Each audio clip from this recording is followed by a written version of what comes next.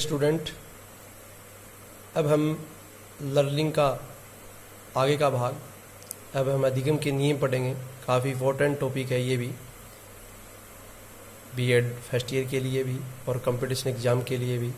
अधिगम के नियम बहुत बार एग्ज़ाम में प्रश्न पूछा जाता है। राजस्थान बीएड एग्ज़ाम में पिछली बार ये प्रश्न भी था।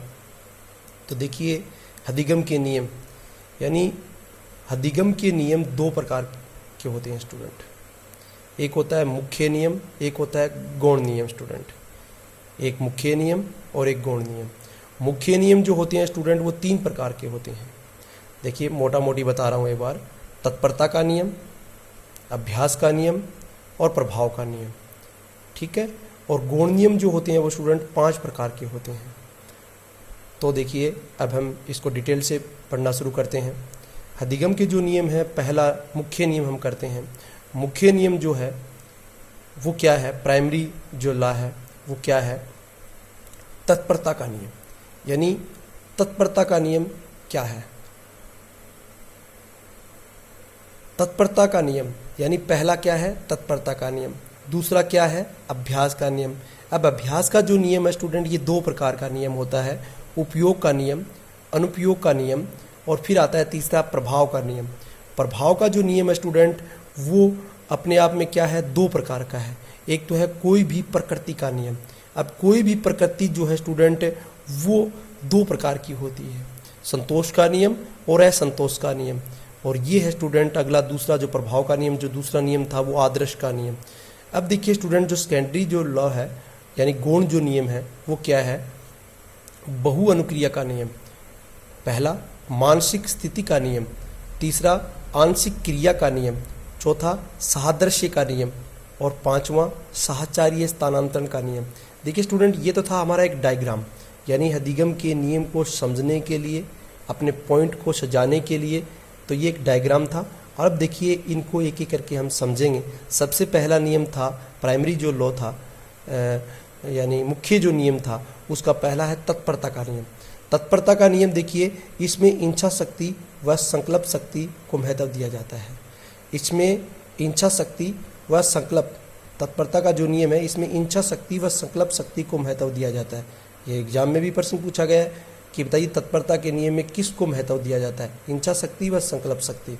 यानी क्या समझे आप, यानी कोई भी बालक या कोई भी व्यक्ति, उसकी इच्छा शक्ति व संकल्प शक्ति अगर अच्छी है तो स्टूडेंट वो किसी भी कार्य को कर सकता है। जैसे देखिए, थोंडराय का क्या मानना है, थोंडराय क्या कहता है, जब कोई बालक अपनी इच्छा शक्ति या संकल्प शक्ति के द्वारा किसी भी कार्य को सीखता है तो कार्य कितना भी कठिन हो, बालक आसानी से सीख लेता है। यानी हम जो भी व्यवहार कर रहे हैं, जो भी हम सीखने जा रहे हैं, ठीक है, तो स्टूडेंट उसके लिए हमें क्या जरूरी है, हमारी इच्छा शक्ति और हमारी संकल्प शक्ति का होना बड़ा जरूरी है। और जिस बालक की, जिस व्यक्ति की इच्छा शक्ति व संकल्प शक्ति अगर पॉजिटिव है तो वो व्यक्ति, वो बालक किसी भी कार्य को यानी कठिन से कठिन कार्य को भी आसानी से सीख सकता है। तो ये है तत्परता का नियम। ये हमारे पढ़ने, अकेले पढ़ने के लिए ही नहीं, हम कोई भी बिजनेस, कोई भी काम करते हैं, कहते हैं ना कि उस काम को मैं तत्परता से करना चाहता हूँ, उस काम को मैं तत्परता से करूँगा। कब करेगा तत्परता से, जब उसकी इच्छा शक्ति और संकल्प शक्ति काफ़ी पोटेंट होगी, काफ़ी पॉजिटिव होगी, तभी वो व्यक्ति किसी भी कार्य कर सकता है, यानी कठिन से कठिन कार्य को भी आसानी से कर सकता है। उसके बाद देखिए स्टूडेंट, अभ्यास का नियम। दूसरा जो देखिए, जो प्राइमरी जो लॉ था यानी मुख्य जो नियम था, उसका अभ्यास का नियम देखिए। अभ्यास का नियम क्या है, यह नियम कार्य या विषय के दोहराव या पुनरावृत्ति पर आधारित है। अर्थात जब एक ही कार्य को बार बार किया जाता है तो वह कार्य सीख लिया जाता है। देखिए, नाम से ही संबोधित हो रहा है अभ्यास का नियम, यानी यह जो नियम है वो नियम कार्य या विषय के दोहराव या पुनरावृत्ति, यानी कोई भी कार्य को हम बार बार करते हैं, दोहराव करते हैं, पुनरावृत्ति करते हैं, तो वो ऑटोमेटिक ही क्या है स्टूडेंट, सीख लिया जाता है। जैसे अभ्यास का नियम बालक में रटने की प्रवृत्ति को पैदा करता है। अभ्यास का नियम बालक के रटने की प्रवृत्ति को पैदा करता है। तो ये एक बार एग्जाम में पूछा गया था, ये लाइन क्या पूछी गई थी कि बताइए रटने की प्रवृत्ति को कौन पैदा करता है, तो सीधा सा ऑप्शन में था अभ्यास का नियम। यही लाइनें स्टूडेंट इंपॉर्टेंट है, जो बीएड और आपके कंपटीशन एग्जाम में काम आती है। अब चलिए अभ्यास के नियम को दो भागों में बांटा जाता है। कौन कौन से? एक उपयोग का नियम, दूसरा क्या है? अनुपयोग का नियम। अब देखिए उपयोग का नियम क्या है। जो कार्य व्यक्ति के जीवन में उपयोगी होते हैं, जो कार्य व्यक्ति के जीवन में उपयोगी होते हैं, उन कार्यों को व्यक्ति जीवन में बार बार करता चला जाता है। जो कार्य व्यक्ति के जीवन में उपयोगी होते हैं, उन कार्यों को व्यक्ति जीवन में बार बार करता चला जाता है, अतः वे कार्य व्यक्ति के द्वारा सीख लिए जाते हैं।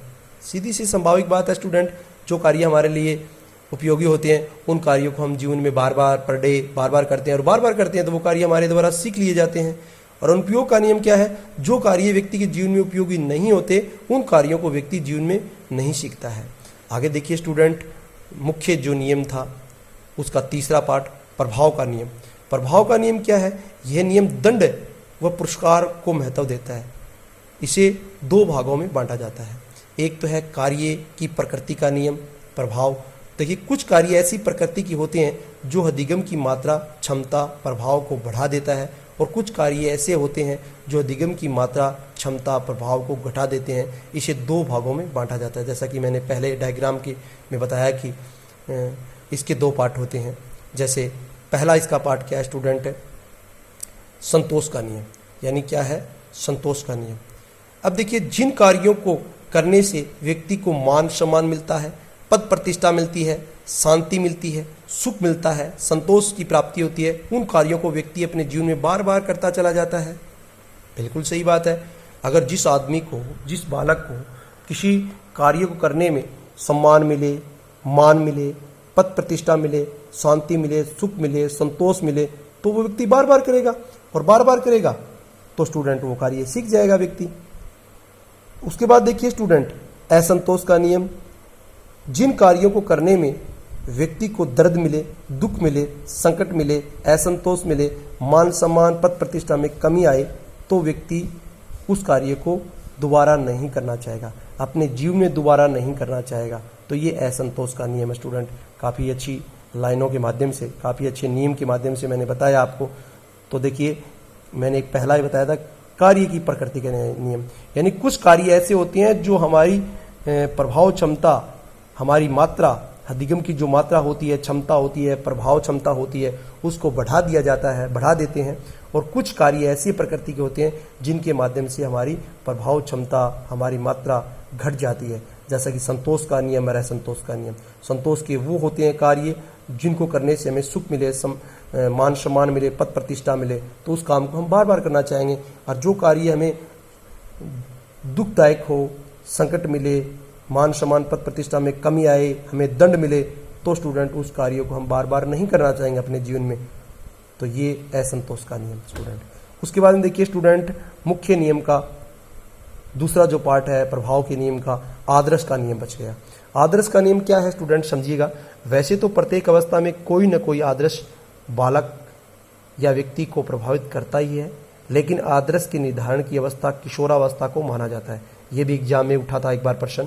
आदर्श का नियम, वैसे तो प्रत्येक अवस्था में कोई न कोई आदर्श बालक या व्यक्ति को प्रभावित करती ही है, लेकिन आदर्श की निर्धारित अवस्था में किशोरावस्था को माना जाता है। यानी सबसे सर्वाधिक पूछा जाए कि बताइए एक बालक को ऐसी कौन सी अवस्था है जो सबसे ज्यादा आदर्श की अवस्था होती है, तो स्टूडेंट उसका उत्तर रहेगा किशोरावस्था। काफी इंपॉर्टेंट है। आज कोई व्यक्ति या बालक स्टूडेंट, देखिए मैंने एक बात ये भी लिखी है कि प्रत्येक अवस्था बालक की या व्यक्ति की प्रत्येक अवस्था एक आदर्श की अवस्था होती है, लेकिन सबसे सर्वाधिक जो अवस्था होती है आदर्श बनाने की वो किशोरावस्था होती है स्टूडेंट। तो ये भी आप समझिए।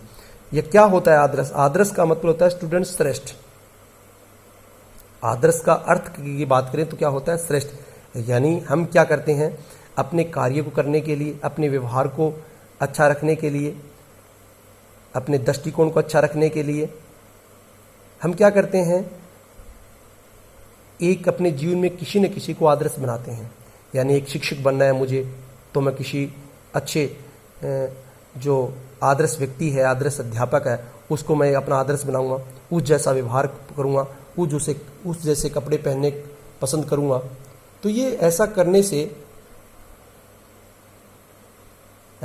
से स्टूडेंट क्या है, उसके व्यवहार को हमारे व्यवहार में हम शामिल करते हैं, और शामिल जब करते हैं तो स्टूडेंट उसके बाद हमारा जो व्यवहार है एक उस जैसा बनने लगता है, तो ये एक आदर्श, यानी इसके लिए क्या है, ये आदर्श का नियम जो काफ़ी काम करता है। जैसे इसमें क्या लिखा है, इस अवस्था में बालक किसी राजनेता, फिल्म अभिनेता या किसी खिलाड़ी या अन्य किसी को अपना आदर्श मान लेता है और उसी के अनुसार अपने कार्य व व्यवहार को संचालित करने की कोशिश करता है। जैसा कि मैंने बताया कि एक अच्छा अध्यापक बनने के लिए आप एक अच्छे अध्यापक के व्यवहार को, कार्य को, आचरण को, दृष्टिकोण को आप अपने अंदर अनुसरण करेंगे या उसके व्यवहार को आप फॉलो करेंगे और फिर अपने व्यवहार में शामिल करके आप वैसा ही कार्य करेंगे जैसा वो अच्छा एक अध्यापक, आदर्श अध्यापक करता है। उसी प्रकार राजनेता अच्छा बनने के लिए किसी राजनेता के व्यवहार, कार्य का फॉलो करता है या अनुसरण करता है, या कोई फिल्म अभिनेता के आचरण व्यवहार को फॉलो करता है, तो ये एक आदर्श है स्टूडेंट। प्रत्येक व्यक्ति का, प्रत्येक बालक का, प्रत्येक जीवन, प्रत्येक अवस्था एक आदर्श की अवस्था होती है, लेकिन सबसे इम्पोर्टेंट अगर अवस्था होती है वो स्टूडेंट क्या होती है, किशोर अवस्था। ऐसी अवस्था होती है जिसमें बालक अपना आदर्श ज़्यादा बनाता है, बार बार बनाता है। तो ये स्टूडेंट हमारे जो प्राइमरी जो लॉ थे वो कंप्लीट हुए, यानी मुख्य जो नियम थे वो 3 प्रकार के जो थे वो कंप्लीट हुए। अब हम पढ़ते हैं सेकेंडरी नियम, यानी सेकेंडरी लॉ, यानी गौण नियम। गौण नियम क्या है स्टूडेंट? तो देखिए स्टूडेंट, ये गौण नियम मैं नेक्स्ट वीडियो में बताऊंगा आपको। Okay, thank you.